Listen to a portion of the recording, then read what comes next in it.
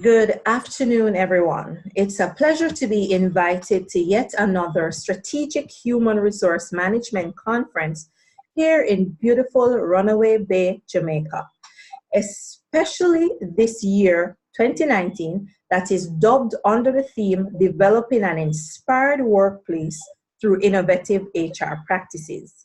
We are the HR professionals from LMNK HR consultation firm, and with me today are my esteemed colleagues, Libby Martinez, Marcela Skeban, Kame Miller, and I am Neslin Cook Samuels. The objective of this presentation today is to give you a general overview of safety and health within the workplace. We'll talk about the importance of it and mention the key stakeholders. We'll talk about common safety and health issues organizations face and how they respond to these issues. We'll also make recommendations for safety and health best practices and what those outcomes are of the best practices. We'll also speak of the regulatory bodies of health and safety within the workplace and highlight a policy and show a few before and after pictures of health and safety risks within the organization. I will now turn over to the first speaker, Libby Martinez, who will give us an overview of health and safety in the workplace. Thank you. Good evening, everyone. The picture you see on the slide was taken in 1908, and it's of 16-year-old Harry McShane, who was pulled into a machinery in a factory in Cincinnati and had his arm ripped off at the shoulder and his leg broken without any compensation. The research and regulation of occupational safety and health are a relatively recent phenomenon. As labor movements arose in response to the worker concerns in the wake of the Industrial Revolution, workers' health entered consideration as a labor-related issue. In the United Kingdom, the Factory Acts of the early 19th century, from 1802 onwards, arose out of concerns about the poor health of children working in cotton mills. The Act of 1833 created a dedicated professional factory inspectorate. The initial remit of the inspectorate was to police restrictions on the working hours in the textile industry of children and young persons. Introduced to prevent chronic overwork, identified as leading directly to ill health and deformation, and indirectly to high accident rate. However, on the urging of the Factory Inspectorate, a further act in 1844, giving similar restrictions on working hours for women in the textile industry, introduced a requirement for machinery guarding, but only in the textile industry and only in areas that might be accessed by women or children. In 1840, a royal commission published its findings on the state of conditions for the workers of the mining industry that documented the appalling dangerous environment that they had to work in and the high frequency of accidents. The commission sparked public outrage, which resulted in the Mines Act of 1842. The Act set up an inspectorate for mines and collieries, which resulted in many prosecutions and safety improvements. And by 1850, inspectors were able to enter and inspect premises at their discretion. Otto von Bismarck inaugurated the first social insurance legislation in 1880 and the first workers' compensation law in 1884. The first of their kind in the Western world. Acts followed in other countries, particularly in response to labor unrest. As defined by the World Health Organization, occupational health deals with all aspects of health and safety in the workplace and has a strong focus on primary prevention of hazards. The goals of occupational safety and health programs include to foster a safe and healthy work environment. OSH may also protect co-workers, family members, employers, customers, and many others who might be affected by the working environment. I will conclude my presentation this afternoon speaking on the importance of occupational safety health for companies. Occupational health and safety is about providing safety and health measures in different work environments and sectors. It is an area that is concerned with health, safety, as well as welfare of people engaged in an organization. Every kind of worker exposes individuals to a number of hazards. It might seem obvious, but management of health and safety in the workplace is very important because along with protecting employees, it also increases productivity when employees are healthy and happy. Occupational health and safety in companies is important for legal, economic, and moral reasons. Legal reasons for OSH is related to the compensatory, punitive, and preventative effects of laws that protect the safety and health of workers. OSH legislations require all organizations to ensure the safety, welfare, and health of employees and to conduct all work-relating activities in such a manner that they should not cause any harm to them. Secondly, economic. There are powerful reasons for decreasing work concerning accidents as well as ill health. In addition to decreasing costs, efficient safety and health management promotes the productivity of all business. Ill health and diseases related to work can result in many days' absence from work. Accidents can hinder normal operation and is a possible addition to the operating costs of a company. Additionally, the strain and stress on other employees can demotivate them or might lead to more mishaps. The medical expenses incurred by injured and ill workers in hospitals will be borne by the company. And finally, moral. It is moral right to safeguard a worker from any kind of harm. It is the duty of all companies to provide the best care for their employees. Friends and families would expect their loved ones who go out to make their livelihood to come home safe. The grief, pain, and suffering of people who have their health affected or are hurt while working for their companies are felt by workers as well as their family members. Our next presenter for today is Marcy Jaban, who will be speaking on essential stakeholders implementing safety and health programs. Thank you. Thank you, Libby. I'll continue with one very important question many would ask. Who is involved with safety and health practice? There are many human resource management functions in an organization, but the success of a safety and health program involves the support and cooperation of managers, employees, and government regulators. It is best said by Brian 2019 that workplace safety is the obligation of everyone in an organization. But human resource experts and managers play a significant role in creating standards and making sure safety and health acts are followed. Let's begin with management. Before the firm management can activate and champion the cause of safety and health within an organization, there must be a work-hearted commitment by the management to create a culture of safety. This includes providing an adequate budget, manager personnel support, acknowledgement, and communication about the topics and meaningful response to incidents.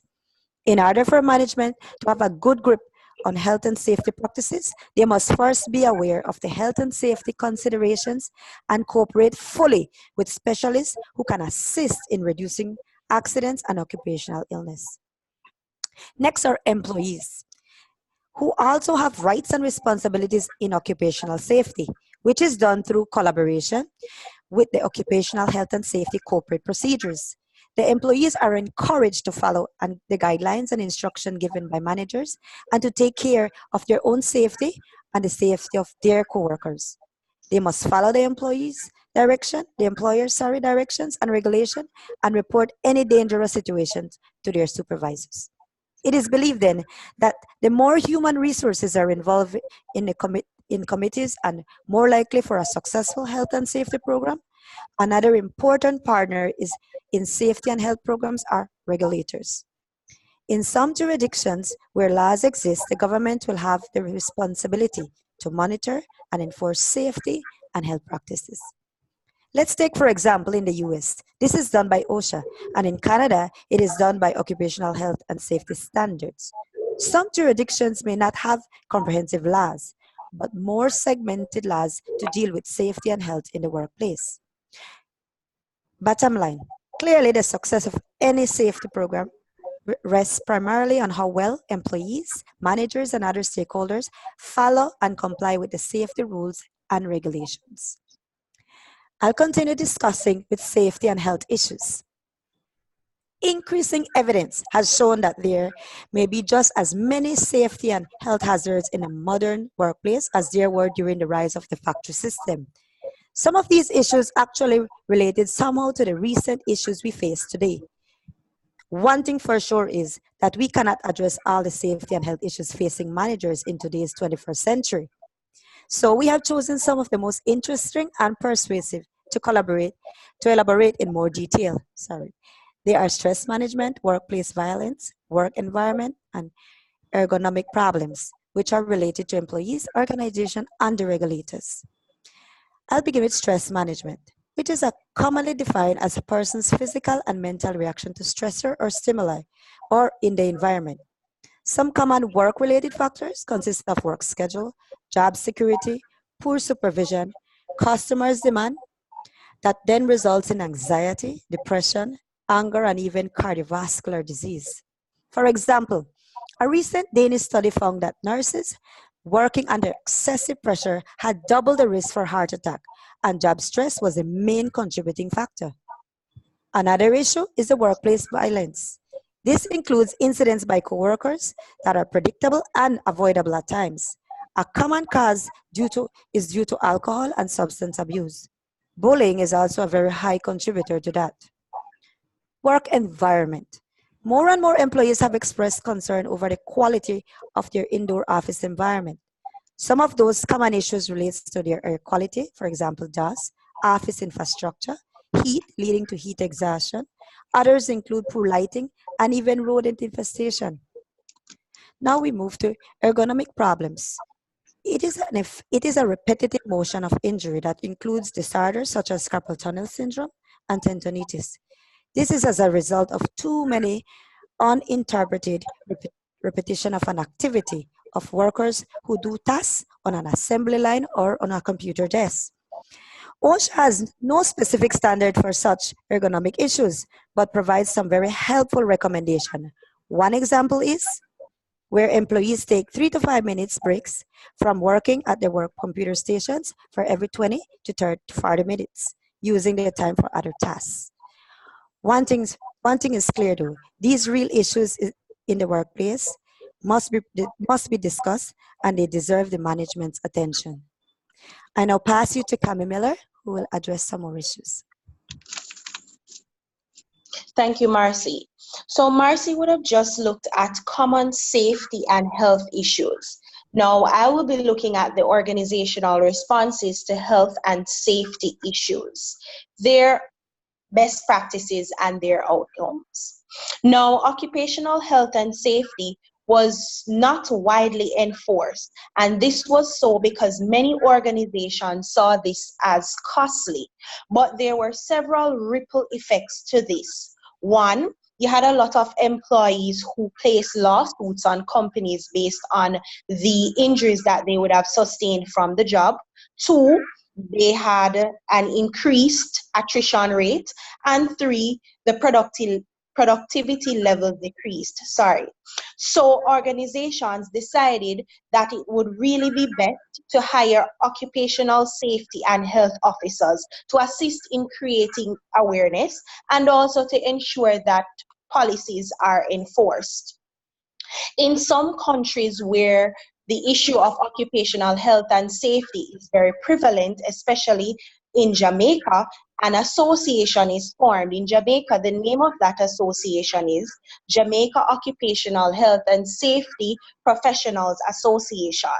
Within this association, you can find a group of dedicated individuals who ensures that the health and safety policies within organizations are enforced and infrastructures are in place.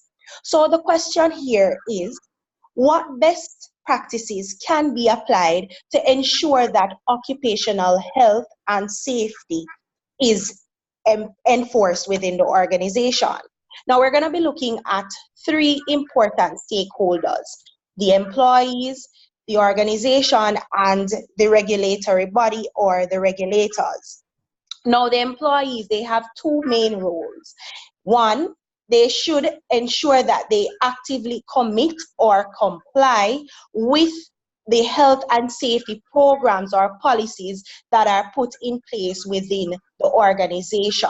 So for example, if the organization has in place that based on the nature of the job, protective equipment or gears should be worn, then it is important that the employees comply with this policy.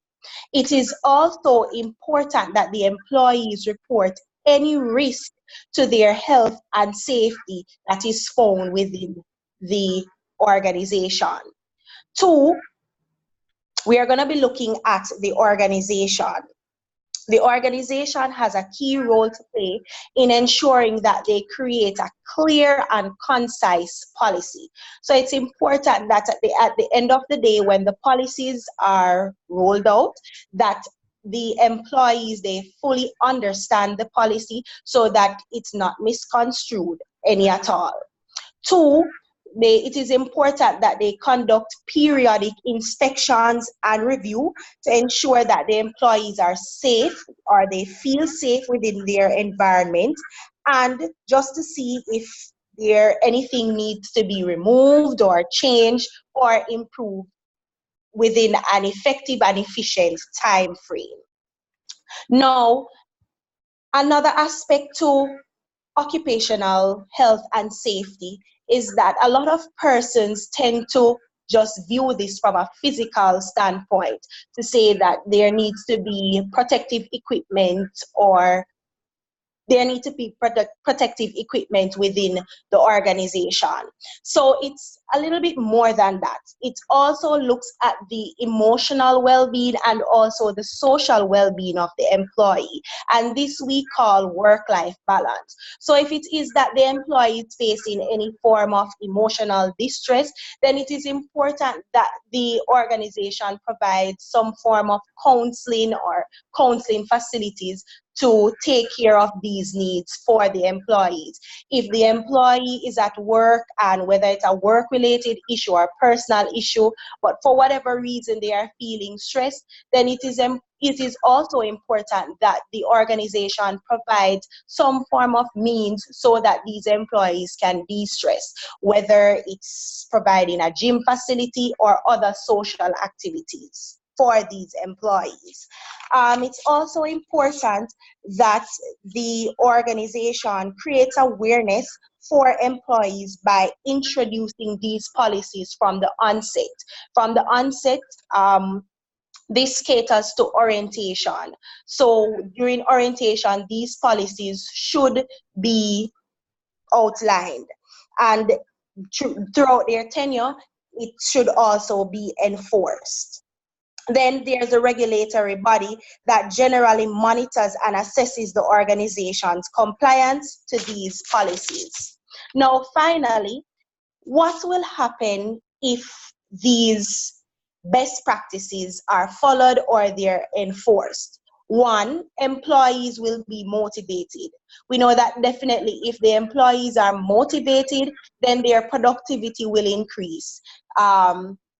Retention rate will increase as well, staff morale will increase, and essentially there will be an accident-free workplace. I will turn over to our final presenter, who is Neslin Cook Samuels. Thank you, Camille. So the previous speakers gave you evidence that shows that throughout the world, people have been affected by work-related incidents, which led to the formulation of regulatory bodies to focus on these issues. In this segment, we'll talk about the Occupational Safety and Health Administration Body. According to DIAS 2011, this body manages health and safety in the workplace. This was bred out of the US. However, globalization has brought these regulatory policies right here in the Caribbean and right across the world. Now, the central goal of OSHA is to guarantee safe and healthy working conditions for people by setting and enforcing standards. And this is done through training, outreach, education, and assisting organizations in ensuring that this is done properly. Now, there are some key elements that are necessary for any OSHA policy to be successful. First and foremost, organizations must create policies that meet and or exceed the requirements of OSHA Series 18001 2007 standards. What this policy outlines is the organization's commitment to systematically control the occupational health and safety risks related to its business operations. And this is to prevent injury and ill health. It defines the intention of the company to at least comply with the OSHA legislation and other requirements and to continually improve its occupational health and safety performance. Now, key elements. One, awareness is one of the most important of all. If an employee is not aware, or if all the stakeholders are not aware of the policy, then there will be issues. Second element that is critical to the success of any policy is commitment. The employees must buy into the concept, buy into the policy. And third, there must be training and communication of any changes that may happen. Fourth, there must be compliance, meaning that it is every employee's responsibility to take their own safety into their hands. As Kameh mentioned before, if there are safety gears to be worn, that must be enforced and employees must understand that they must be compliant. Just the same, organizations must ensure that the policies are in place, and if there are hazards or risks that present themselves, that these are outlined and immediately removed. There must be constant review of the policy to ensure that it is still relevant and front and foremost in the minds of each employee. If there is an issue, an important element of the success of the organization is that they are reported. Now, the next slide shows you a real-life example of an OSHA policy for an OSHA policy. For the purpose of not disclosing the organization, we have blotted out their name, but pretty much the elements are very visible in the policy. It shows that employees or human capital are the greatest asset in the organization, and their well-being is important to the success of the organization. It shows that every employee is responsible. Simply put, each person plays a crucial role in maintaining health and safety in the organization. It shows that there must be a commitment and communication right across the organization. The next slide shows real-life examples again. This looks at hazards that could cause health and safety issues in the organization. Now, the picture that says before on the top right left-hand corner shows dump scrap from a cafeteria that was left in the electrical room. The risk is fire. Now, the after picture shows where the scraps were cleared, and it shows that the space was more organized. Now, the picture on the bottom half of the page shows a glass door with no signs, and you were unable to recognize the hindrance. Now, this picture which is the after picture, shows that the glass was frosted, and this was done for visibility, and signage was also added. Now, in wrapping up, organizations have swiftly embraced occupational health and safety because it reaps far greater benefits. For example, increased productivity. It is clear to all of us that health and safety are real issues in the workplace that deserve attention of all involved. Thank you.